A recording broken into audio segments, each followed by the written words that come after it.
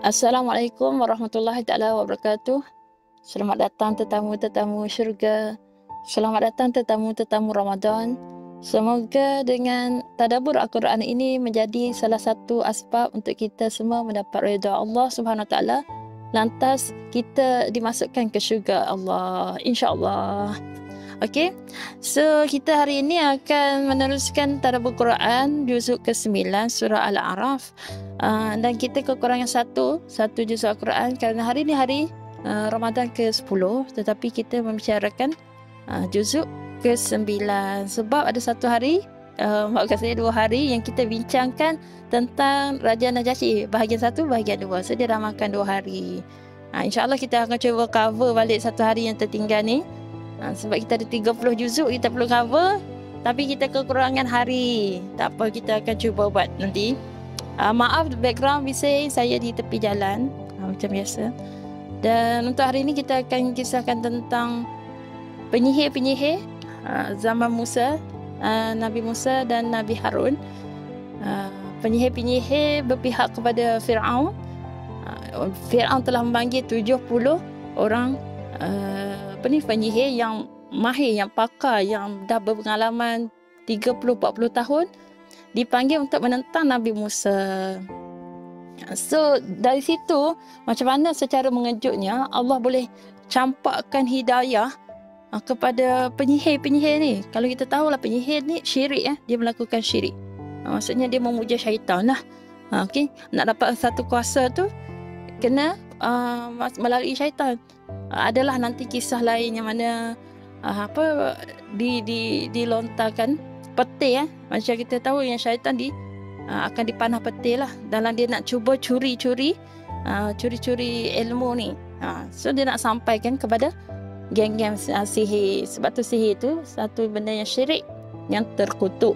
Tetapi yang terkutuk, yang syirik, yang kata paling buruk, paling buruk, dosa-dosa buruk lah, dosa-dosa yang besar, tapi still mampu menerima hidayah daripada Allah.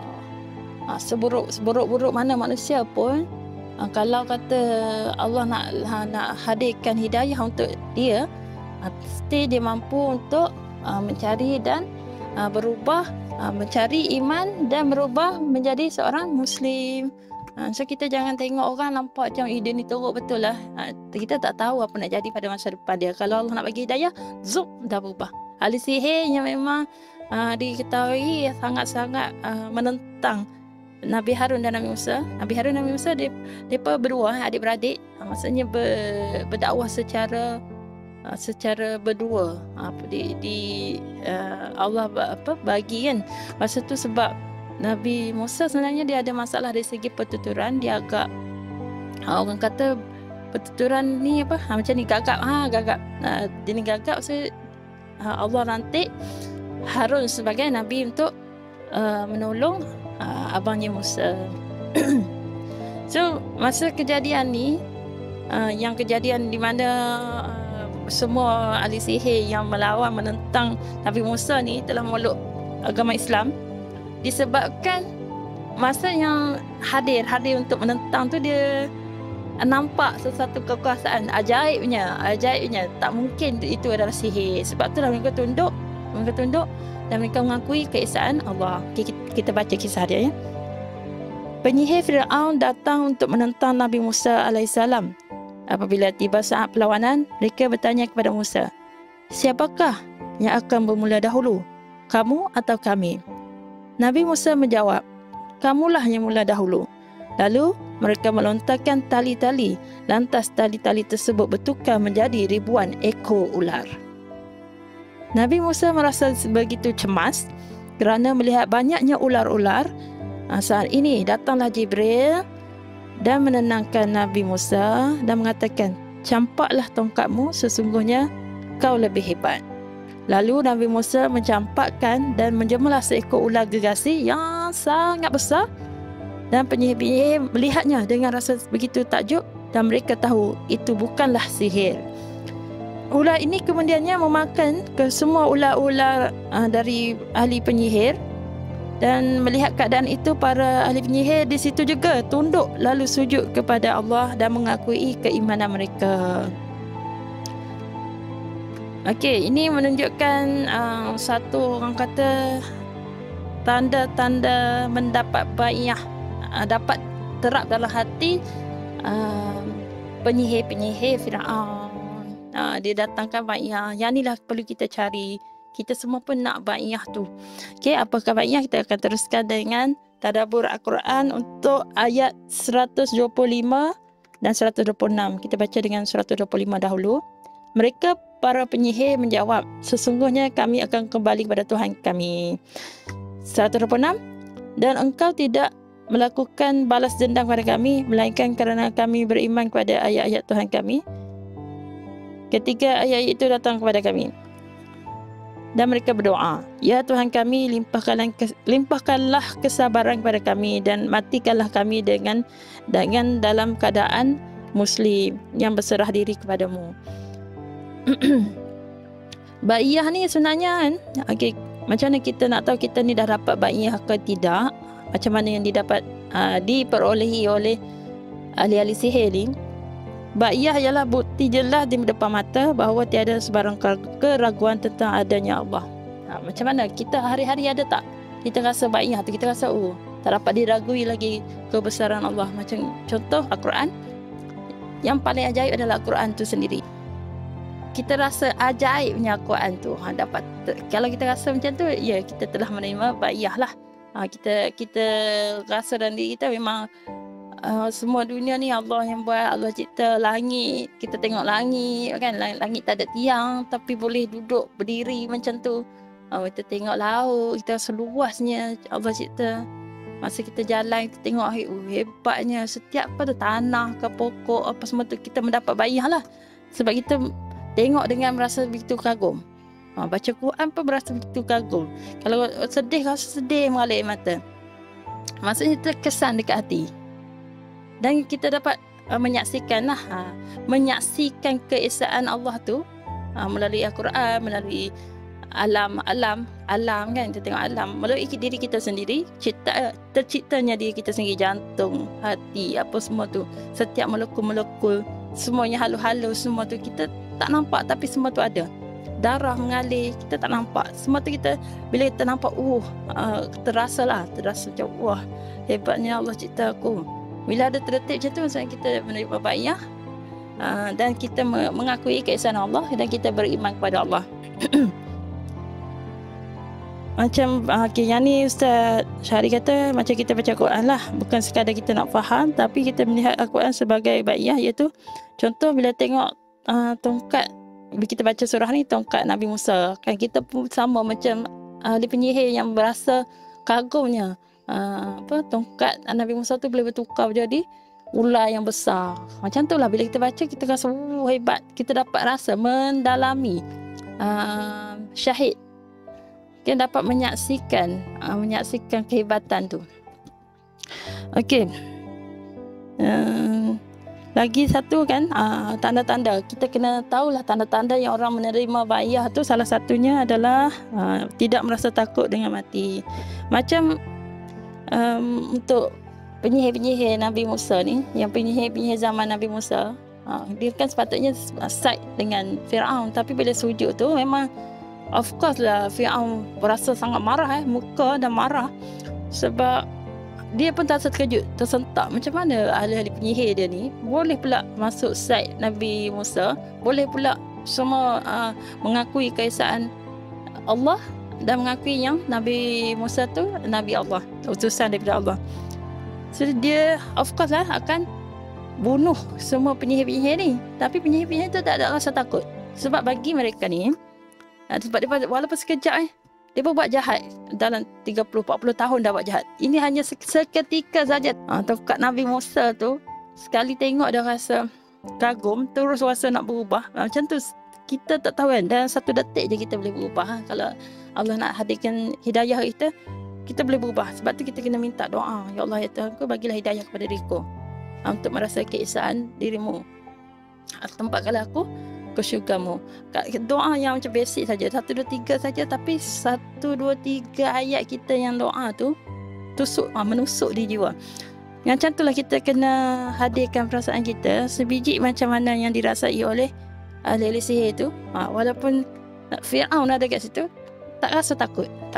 Memang tahu akan kena bunuh kan, tapi tak rasa takut sebab dia rasa mati tu pasti. Yang dia takut tu apa? Takut Allah tak ampunkan dosa-dosa syirik mereka, dosa-dosa sihir yang mereka lakukan.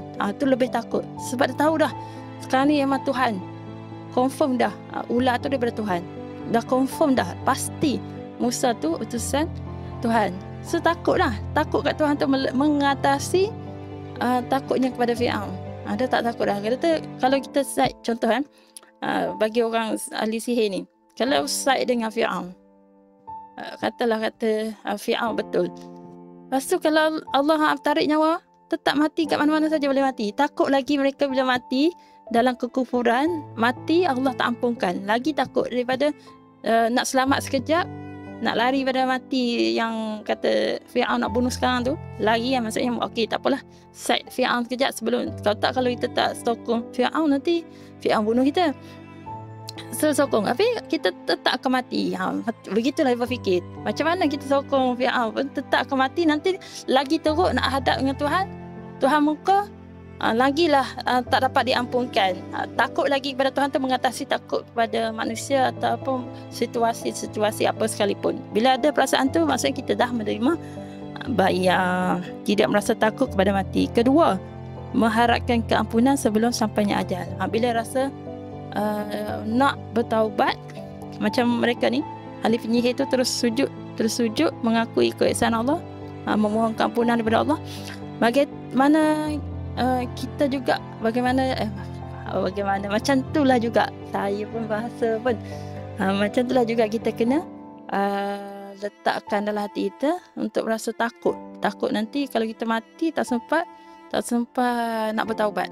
Kena ada setiap hari macam tu, setiap hari bangun pagi, satu kita bersyukurlah kita dihidupkan. Kedua, terus kena rasa kena get ready, takut hari ni aku mati. So kena bersedia dengan taubat. Sepatutnya setiap kali sebelum kita tidur kena solat taubat lah. Takut kita mati masa kita tidur tu. Ataupun sekurang-kurangnya, kalau kata tak mampu, mungkin berat bagi orang lain untuk solat taubat 2 rakaat tu sebelum tidur. Mungkin sebelum tidur tu at least memohon keampunan kepada Allah. Ya Allah Tuhanku, aku minta izin nak tidur, ampunkanlah segala dosaku pada hari ini dan dosa-dosaku yang lalu.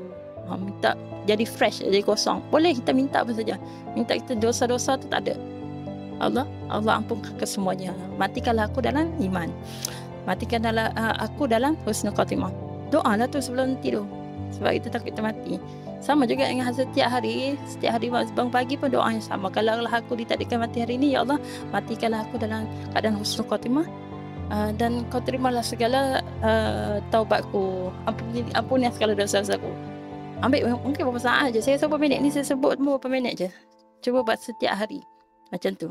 Sebab kita tak tahu kita bila nak mati. Bila kita rasa perasaan tu nak menerima keampunan Allah sebelum ajal, okey tu tanda banyak. Tadi 1, tak takut mati. 2, kalau mati nak Allah ampunkan, nak rasa diampunkan tu. 3, tidak sabar untuk pulang bertemu Allah. Orang selalunya yang ahli-ahli ibadat, yang alim lah, alim ulama, memang dia nak balik jumpa Allah sebab rindukan Allah dan Rasulullah. Yang ni tahap-tahap tertinggi lah. Tapi apa salahnya kita letakkan pada diri kita macam tu?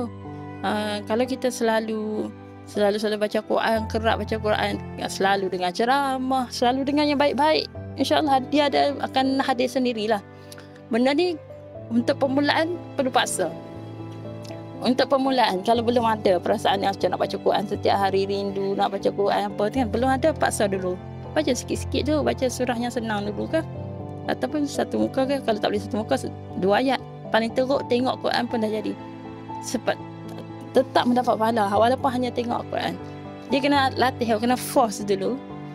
Slowly but surely insyaAllah dia ada ajaibnya Quran tu, dia akan menjemput hati kita untuk baca Quran tu. Tapi kena ada sedikit effort lah. Effort untuk tengok Quran dulu ke, buka dulu ke, apa ke, try dengar ke. dia slowly kita akan ada dalam hati kita. Sampai satu tahap kalau kita dah tak tinggalkan setiap hari buat benda macam ni, dia akan hadir sendiri perasaan rindu nak bertemu dengan Allah, rindu nak bertemu Rasulullah. Kalau ada tu kita dah terima bayar. Tapi jangan risau kalau belum ada. Benda ni boleh diterap. Kita boleh latih. Okay? Dia dalam kita berusaha nak mendapatkan keimanan Allah tu, itulah jihad kita. Okay? Dan untuk yang kategori apa, ahli-ahli sihir ni dikategorikan, ya Allah, dikategorikan sebagai fi sabilillah. Sebab dia mati berjihad kan, kerana Allah. Memang dibunuhlah dengan Firaun. Tapi tak takut dengan kematian tu. Kita pun kena rasa tu lah. Tak rasa takut kalau kita mati. Itu memang susah tau. Sebab biasanya kebiasaan orang biasa-biasa lah. Yang lain lah yang selalu menghadiri majlis-majlis ilmu agama, yang memang mendekati dengan orang-orang yang beriman dan bertakwa, orang alim, orang soleh dan solehah. Mungkin dia akan ada hadir perasaan tu. Tapi orang yang biasa mungkin dia akan teringin apa dulu, nak dapat kerja yang stable, nak gaji yang sedap lah, gaji yang sedap yang mampu nak meneruskan hidup harian tu, rasa tak terbeban, tak payah nak fikir sangat nak ni terlampau risau, tak pergi beli kan, tak cukup duit bulan ni ke apa, tak ada fikir. Sebab tu sebab tu lah nak kaya. Ramai orang nak kaya sebab tu. Cumanya kena arahkan hati tu ke arah Allah. Sebab kalau kata ada duit banyak tak salah kita nak idamkan duit yang banyak tanpa kita fikir masalah-masalah duit kan. Tapi fikir juga untuk dapat duit tu untuk ke jalan Allah, macam sedekah, infak, wakaf kan, bantu dirikan masjid. Kalau boleh yang lama lah, yang bila kita mati nanti dia berterusan benda tu. Wakaf masjid selalunya dia akan ada di situ sampai bila-bila kan. Yang benda yang lama macam tu kita cubalah. Dekat universiti ke, kita bagi apa-apa saja yang berkekalan, yang pahala tu akan mengalir je. Cubalah cari peluang tu. Okey, saya rasa itu saja untuk hari ini. Terima kasih kerana masih setia menunggu. Okey, menunggu ya. Saya rasa kalau yang setia tunggu tiap hari saya post, terima kasih banyak-banyak. Kalau yang baru dengar, terima kasih juga. Minta maaf segala kekurangan. Saya bukan ustazah, ahli agamawan bukan. Saya orang biasa je. Saya nak latih diri saya untuk buat perkongsian tentang cara-cara buat Quran ni, supaya menjentik hati saya dan menjadi asbab juga untuk saya ke syurga. Mungkin saya dapat jentik hati orang seorang ke, dua orang ke, untuk mencintai Al-Quran dan mencintai Rasulullah, maka mengagumi keesaan Allah. Okey, itu saja. Kita jumpa lagi esok insyaAllah. Semoga kita dapat meneruskan momentum ni lah, momentum untuk baca Quran apa semua ni, dan meneruskan amal ibadah yang baik-baik. Okey, fikir yang baik-baik insyaAllah. Assalamualaikum.